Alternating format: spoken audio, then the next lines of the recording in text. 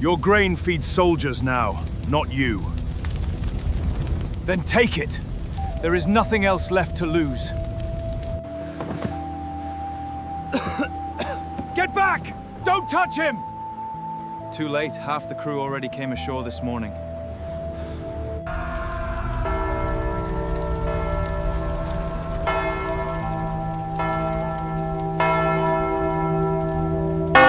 The year is 1347, and you are standing in a barren field where nothing has grown in 3 years.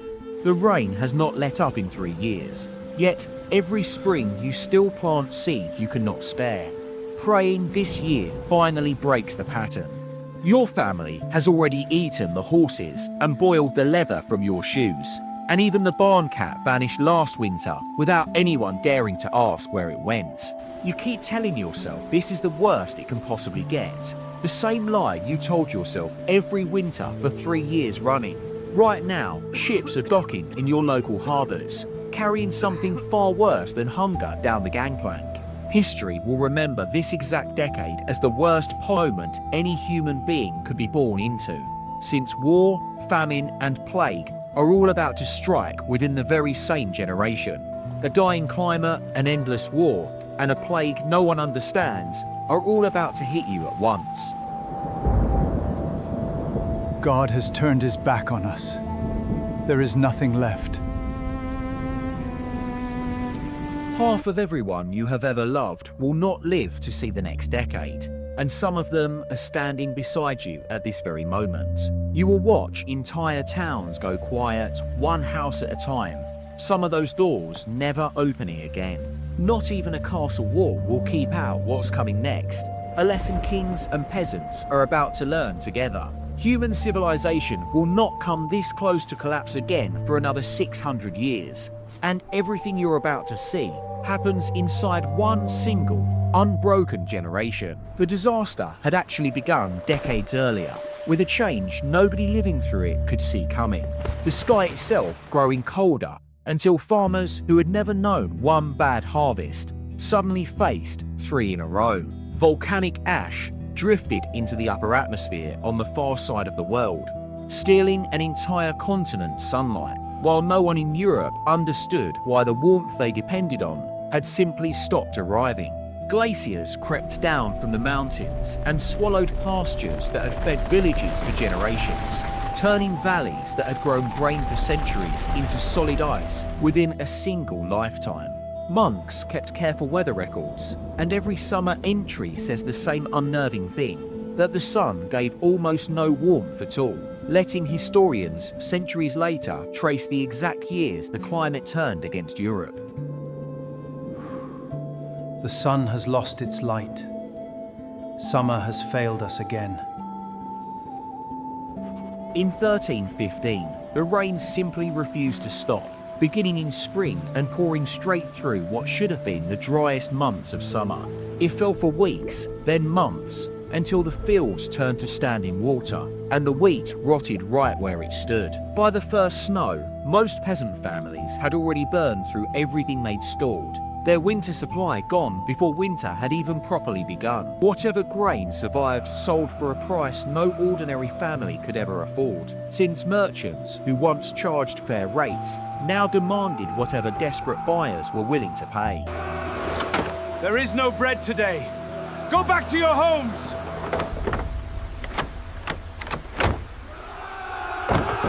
Farmers sold their oxen and ate the seed grain meant for next year's planting, gambling the future itself against the present. Families turned to whatever the forest floor still offered. Roots, bark, moss scraped straight off stone, leaving nothing that might fill a stomach, ignored to how little nutrition it actually gave.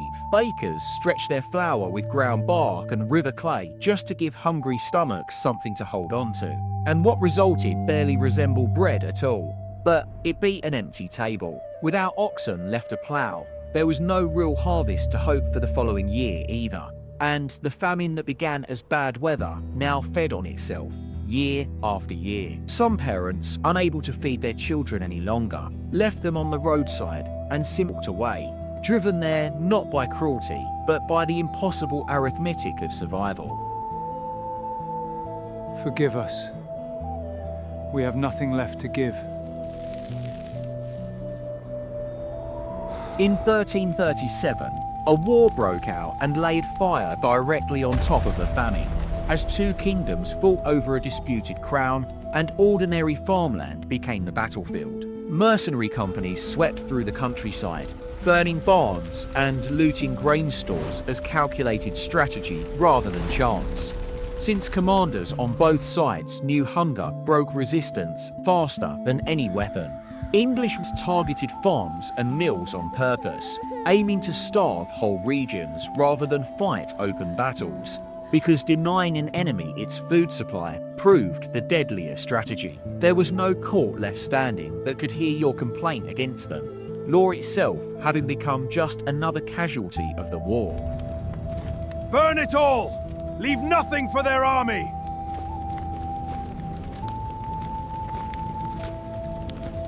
In late 1347, 3 Genoese ships docked in Sicily, carrying something none of their crew had chosen to bring aboard. Within hours of infection, swellings the size of eggs rose in the neck, while fever climbed fast behind them, and by the second day, victims could no longer stand on their own. Physicians had no idea what was causing it, and some of their cures killed faster than the disease itself, since germ theory was still 5 centuries away from being discovered. One common treatment involved bleeding the patient beside a bowl of dried toad skin, the lancet doing more harm than the plague itself, and no remedy anywhere in Europe actually slowed the disease spread. Whole families died behind closed doors before a single neighbour even realised anything was wrong, and by the time the smell gave it away, there was often no one left inside to save. Lord, have mercy on this house. Keep moving!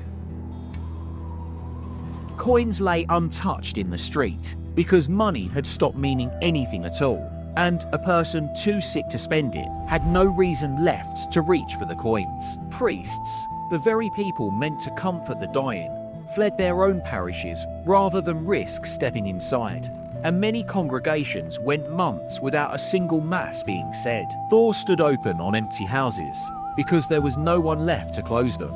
Entire streets fell silent within a matter of weeks. Bodies went unburied faster than anyone could dig, mass graves opening outside every city wall, as even the grave diggers themselves began dying faster than replacements could be found. Courts, tax collectors, town councils, the entire machinery of government simply stopped running, leaving some regions with no functioning authority left standing.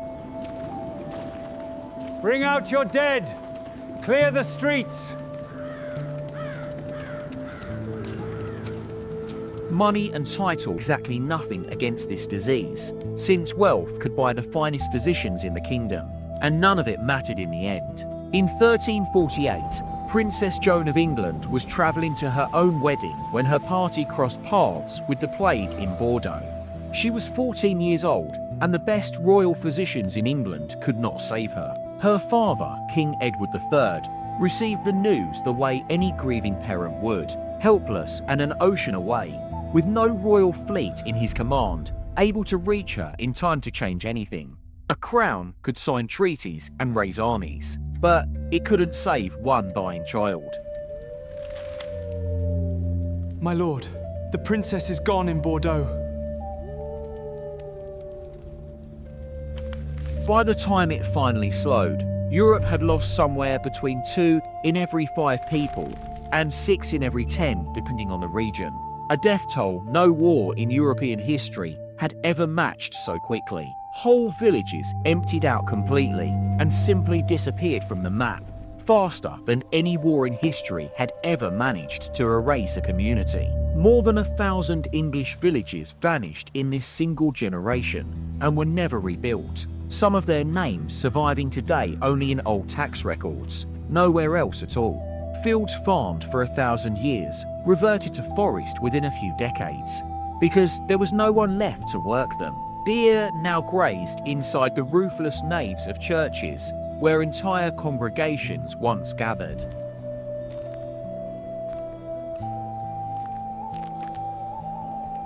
Is anyone left? Speak if you hear me! Some survivors decided this could only be divine punishment and set out to atone for it in public, convinced the entire world was being punished for sins no one could even name. Groups of flagellants marched from town to town, whipping their own backs bloody to beg for forgiveness, while entire crowds gathered along the road just to watch them pass. Fear turned neighbour against neighbour, since anyone with a cough could be the reason your household died next. And trust broken, this completely took generations to fully rebuild. Doors were bolted, gates were barred, and any stranger on the road was treated as a walking death sentence. Keep away from us. Pass on by. With so few workers left alive, the ones who survived suddenly held leverage they had never once possessed. The old system, where a simply owned your labour, couldn't survive that shortage, and landowners who refused to pay fares found their own fields going unharvested instead. Peasants demanded wages, moved freely between estates, and refused to work for nothing ever again, since, for the first time in living memory, a lord needed his workers more than they needed him. Within a few generations, ordinary labourers were living better than their grandparents ever had, and meat, once a rare luxury on a peasant's table, slowly became a normal part of the week. Out of the worst catastrophe in recorded history, something resembling opportunity slowly took root. The work is hard, but the land is ours now. Modern cities now stand exactly where millions once died, with no visible trace of what happened here. Tourists walking streets today where entire families vanished, with no one left to count the loss. A few worn stones are all that remain to mark an entire vanished generation. Most of the dead were buried without names, without markers, and without anyone left behind to grieve them. The 14th century still stands as a warning of how fast civilization can unravel when nature and disease strike together. So, if this story stayed with you, subscribe for more forgotten histories.